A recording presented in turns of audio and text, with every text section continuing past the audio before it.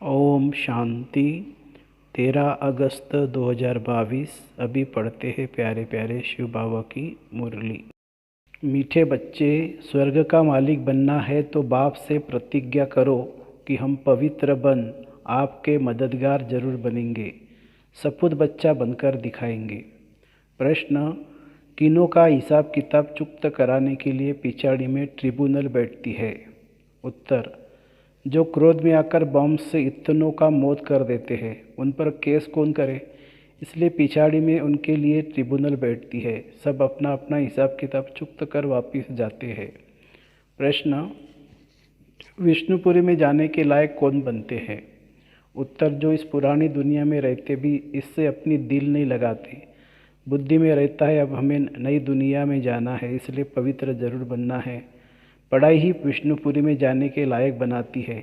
तुम पढ़ते इस जन्म में हो, पढ़ाई का पद दूसरे जन्म में मिलता है। गीत है: तुम ही हो माता पिता, तुम ही हो बंधु सखा, तुम ही हो। ओम शांति।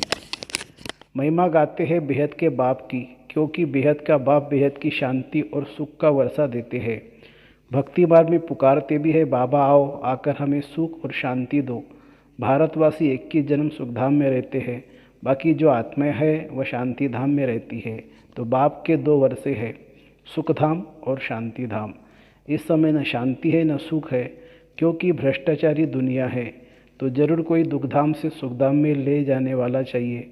बाप को खिवैया भी कहते हैं, विषय सागर से शेषसागर में ले जाने वाला है। बच्चे जानते बाप ही पहले शांति धाम में ले जाएंगे, क्योंकि अब टाइम पूरा होता है। यह भेद का खेल है। इसमें ऊंचते ऊंच मुख्य क्रिएटर, डायरेक्टर, मुख्य एक्टर कौन है? ऊंचे ते ऊंचे है भगवान, उनको सबका बाप कहा जाता है। वह स्वर्ग का रचयिता है। फिर जब मनुष्य दुखी होते हैं तो लिबरेटर भी कहते हैं, रूहानी पंडा भी है। सभी आत्माओं को शांतिधाम ले जाते हैं, वहाँ सब आत्माएं रहती है। या ऑर्गन्स यहाँ मिलते हैं जिससे आत्मा बोलती है। आत्मा खुद भी कहती है, मैं जब सुखधाम में थी तो शरीर सत्वप्रधान था। मैं आत्मा 84 जन्म भोगती हूँ। सतयुग में 8 जन्म, त्रेता में 12 जन्म पूरे हुए, फिर फर्स्ट नंबर में जाना है। बाप ही आकर पावन बनाते हैं, आत्माओं से बात करते हैं। आत्मा शरीर से अलग है तो कुछ बात नहीं कर सकती। जैसे रात में शरीर से अलग हो जाती है। आत्मा कहती है, मैं इस शरीर से काम कर थक गया हूँ, अब विश्राम करता हूँ। आत्मा और शरीर दोनों अलग चीज़ है। यह शरीर अब पुराना है। यह है ही पतित दुनिया। भारत नया था तो इसको स्वर्ग कहा जाता था, अभी नरक है। सब दुखी है। बाप आकर कहते हैं, इन बच्चियों द्वारा तुमको स्वर्ग का द्वार मिलेगा। बाप शिक्षा देते हैं, पावन बन स्वर्ग का मालिक बनो। पतित बनने से तुम नरक के मालिक बन पड़े हो। यहाँ 5 विकार का दान लिया जाता है। आत्मा कहती है, बाबा आप हमको स्वर्ग का मालिक बनाते हो। हम प्रतिज्ञा करते हैं, हम पवित्र बन आपके मददगार जरूर बनेंगे। बाप का बच्चा जो ओबीडियंट रहते हैं उन्हें सपूत कहा जाता है। कपूत को वर्षा मिल न सके, यह बाप बैठ समझाते हैं। निराकार भगवान की निराकारी आत्माएं बच्चे हैं, फिर प्रजापिता ब्रह्मा की संतान बनते हैं तो बहन भाई हो जाते हैं। यह जैसे ईश्वरीय घर है और कोई संबंध नहीं। भल घर में मित्र संबंधी आदि को देखते हैं, परंतु बुद्धि में है हम बाप दादा के बने हैं। वह बाप या दादा बैठे हैं या गर्भ जेल में तो सजाए खाते हैं। सतयुग में जेल होता नहीं है, वहाँ पाप ही नहीं होता है, क्योंकि वहाँ रावण ही नहीं, इसीलिए वहाँ गर्भ महल कहा जाता है। जैसे पीपल के पत्ते पर कृष्ण को दिखाते हैं, वह भी गर्भ जैसे क्षीरसागर है। सतयुग में न गर्भ जेल होता है न वह जेल होता है।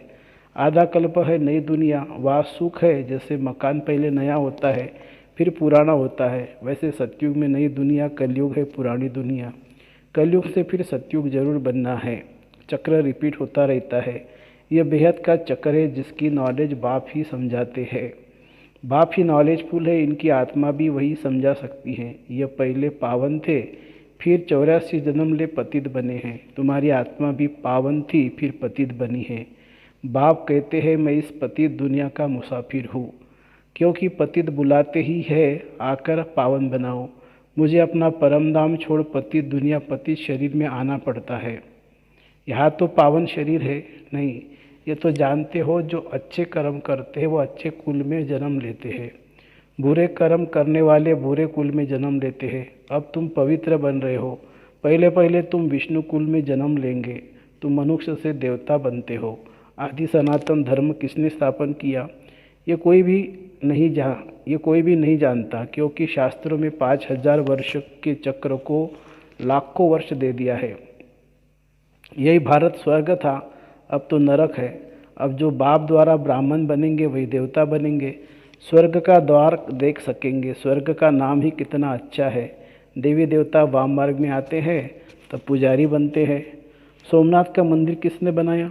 सबसे बड़ा यह है सोमनाथ का मंदिर, जो सबसे साहूकार था उसने ही बनाया होगा। जो सतयुग में पहले महाराजा महारानी लक्ष्मी नारायण थे, वही जब पूज्य से पुजारी बनते हैं तो शिव बाबा जिसने विश्व का मालिक बनाया उनका मंदिर बनाते हैं। खुद कितना साहूकार होंगे तब तो इतना मंदिर बनाया ना।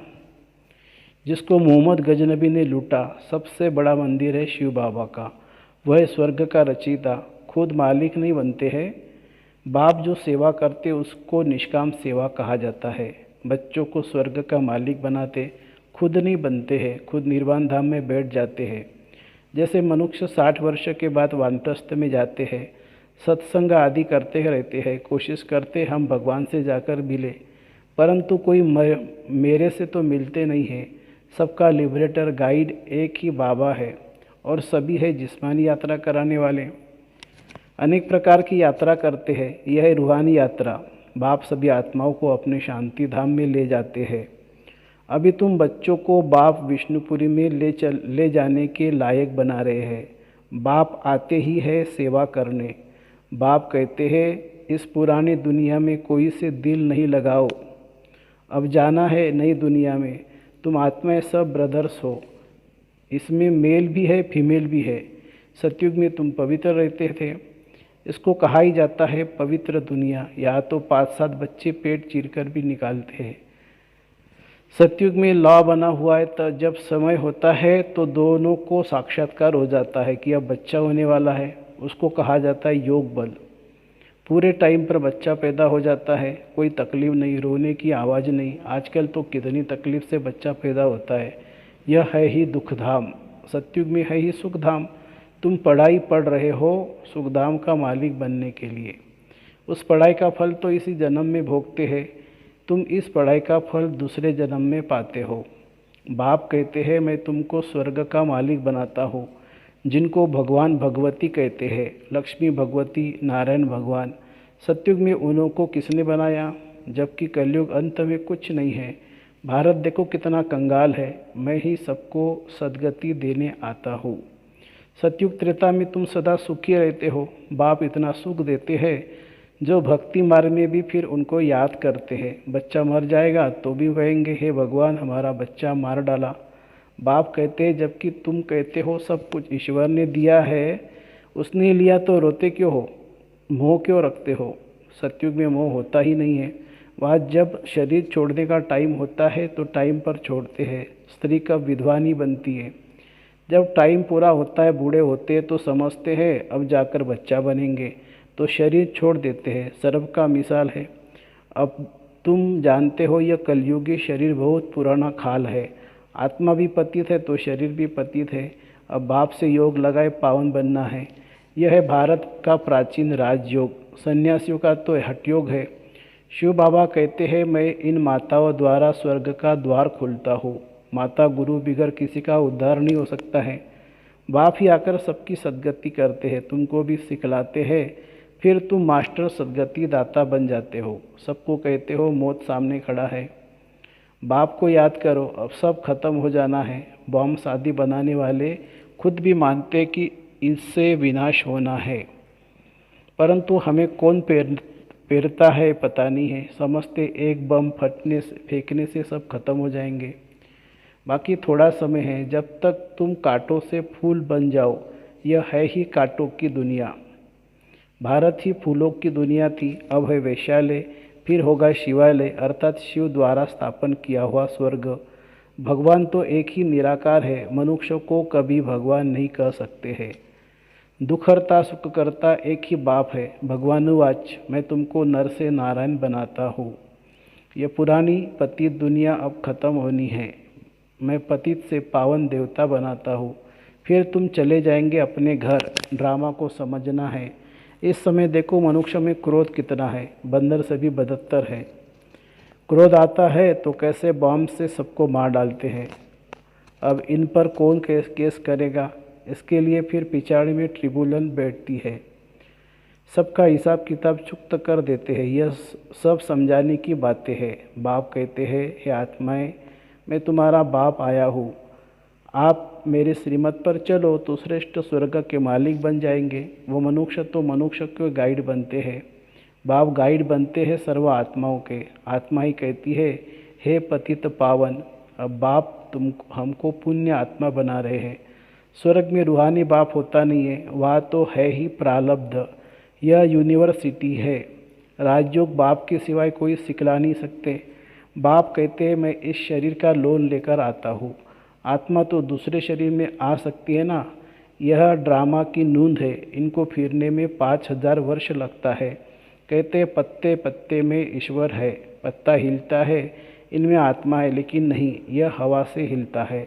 तुम जैसे यहाँ बैठे हो, फिर 5000 वर्ष बाद बैठेंगे। अब बाप से वर्षा लिया सो लिया, नहीं तो फिर कभी ले नहीं सकेंगे। इस समय ही ऊंची कमाई कर सकते हो, फिर सारे कल्प में ऐसी ऊंची कमाई हो नहीं सकती। अच्छा, मीठे मीठे सिखिलदे बच्चों प्रति माता पिता बाप दादा का याद प्यार और गुड मॉर्निंग।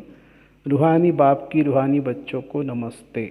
हम रूहानी बच्चों की रूहानी माता पिता बाप दादा को याद प्यार, गुड मॉर्निंग और नमस्ते बाबा, नमस्ते। धारणा के लिए मुख्य सार।